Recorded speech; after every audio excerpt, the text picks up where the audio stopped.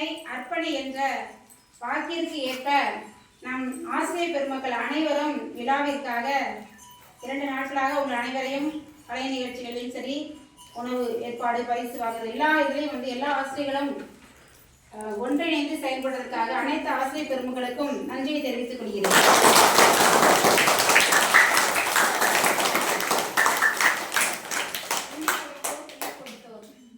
நம் அனைவருக்கும் காலை உணவு சமைத்து கொடுக்கும் நமது அக்கா ஜாக்லின் அவர்களுக்கும் நன்றியை தெரிவித்துக் கொள்கிறேன்.